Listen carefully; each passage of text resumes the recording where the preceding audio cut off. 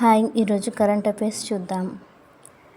నేటి నుంచి ఆసియాన్ శిఖరాగ్ర సదస్సు, ఆగ్నేయాసియా దేశాల సంఘం ఆసియాన్ వార్షిక సర్వసభ్య సమావేశాలు నేడు అక్టోబర్ 26న కౌలాలంపూర్, మలేషియాలో ప్రారంభం కానున్నాయి.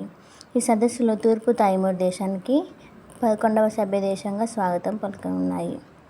ఈ సదస్సులో భారత ప్రధాని నరేంద్ర మోదీ వర్చువల్గా పాల్గొంటారు.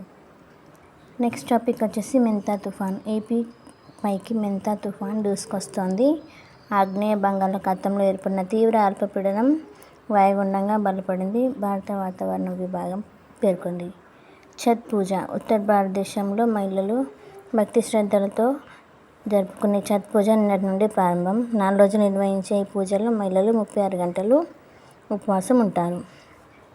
నెక్స్ట్ టాపిక్ వచ్చేసి జయంత్ నార్లికర్కు విజ్ఞాన్ రత్న.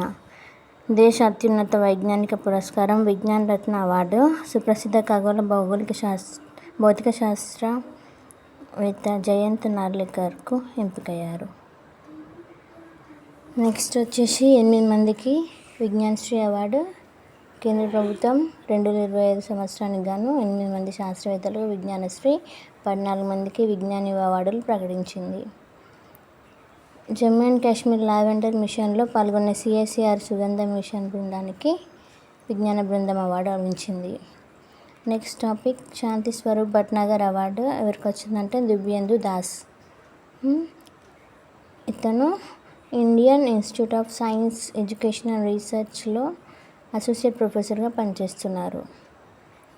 నెక్స్ట్ త్రిశూల్ విన్యాసాలు. భారత త్రివిధ దళాలు ఉమ్మడిగా త్రిశూల్ విన్యాసాలు ఈ నెల 30 నుంచి నవంబర్ 10 వరకు పాక్ సరిహద్దులో సర్క్రిక్ ప్రాంతంలో నిర్వహించనున్నాయి.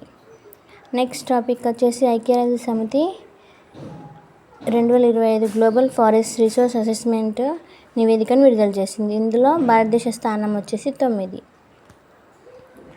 యాంటీ సబ్మెరైన్ యుద్ధ నౌక మహే ఓకే భారత నౌదళానికి అక్టోబర్ 23న కొచ్చిన్ షిప్యార్డ్ లిమిటెడ్ అందజేసింది.